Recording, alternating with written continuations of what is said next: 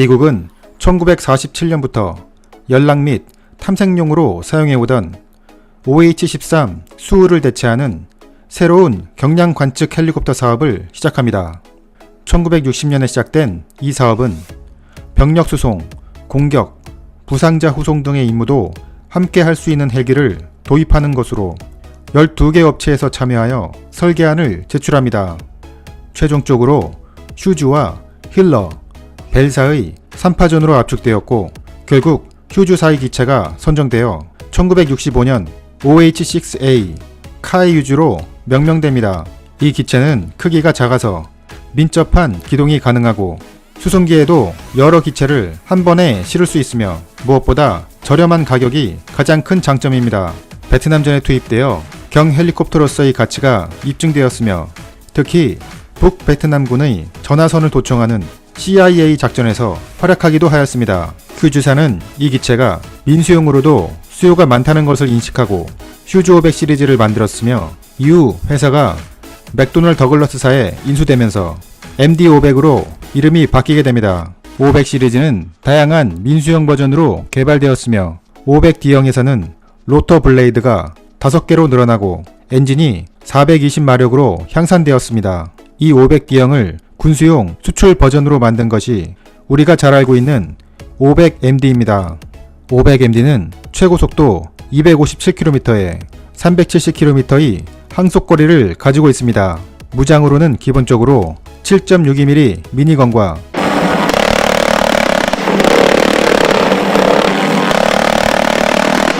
7발의 로켓포드를 장착합니다.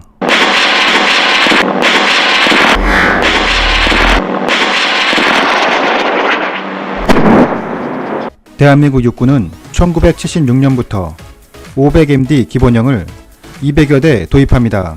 육군은 UH-1이나 AH-1 코브라 공격 헬기를 갖고 싶었지만 그 당시 예산이 부족했던 관계로 500MD를 선택하게 됩니다.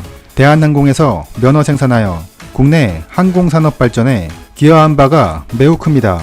대한민국은 북한의 대규모 기갑 전력에 대응하기 위해 500MD에 토우 미사일을 장착하는 방식을 생각하게 되고 휴즈사의 개발을 의뢰합니다. 정부에서 300만 달러의 개발비를 지불했으며 만약 이 기체가 해외에 수출된다면 한 대당 2만 달러를 회수한다는 내용의 계약을 체결합니다.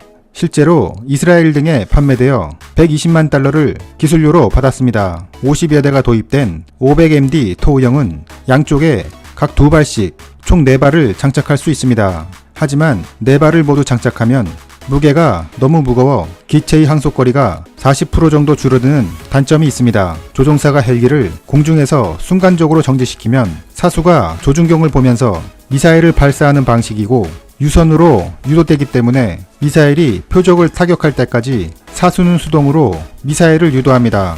따라서 조종사와 사수의 호흡이 매우 중요합니다. 대한항공이 제작한 도우형은 1977년부터 이스라엘에 38대가 수출되었습니다. 라하투투라는 이름이 붙여졌으며 레바논 전쟁에 투입되어 시리아 전차를 상대로 전투를 벌이기도 했습니다. 북한도 MD500을 보유하고 있습니다. 북한에 매수당한 미국인과 독일인이 서독에 유령회사를 세우고 민수용 80여 대를 구입한 후 제3국을 통해 북한으로 반입하게 됩니다. 60여 대는 군수용으로 개조되었으며 와이어 유도식 대전차 미사일인 AT-3가 장착된 것으로 확인되었습니다.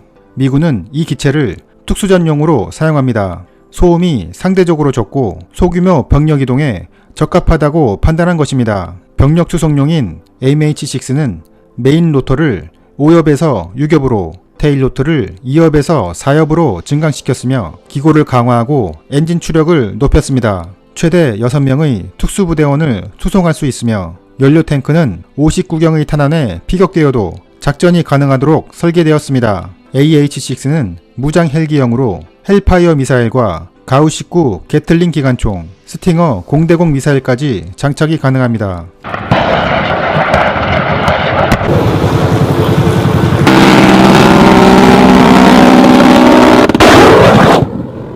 이 헬기들은 각종 특수작전에서 큰 활약을 하였는데 1987년에 이란의 고속정을 격침시키고 1989년엔 CIA 요원 구출 작전에서 큰 역할을 하였습니다. 미국은 이 기체들을 2035년까지 사용할 계획입니다. MD-500 시리즈는 민수 분야에서도 매우 다양하게 쓰이고 있습니다. 단순한 인원 수송뿐만 아니라 벌목 작업이나 건축 현장, 해양 분야에서도 사용합니다. MD-530G형은 최신 버전의 헬기입니다. 롤스로이스의 터보 샤프트 엔진을 장착하였고 디지털 디스플레이, 야간 비행 장치 등 각종 최신 전자장비들이 탑재되어 있으며 뛰어난 기동성과 화력을 제공합니다. 대한항공은 현재 노후화된 500MD를 무인기로 전환하는 연구를 진행하고 있습니다. 후방 좌석 부분에 연료 탱크를 탑재하여 약 4시간가량 비행할 수 있고 첨단 비행 조종 시스템이 적용될 예정입니다. 무인기의 특성상 위험지역에서의 작전이 가능하고 기존의 기체를 사용하기 때문에 개발비를 줄일 수 있을 것으로 예상됩니다.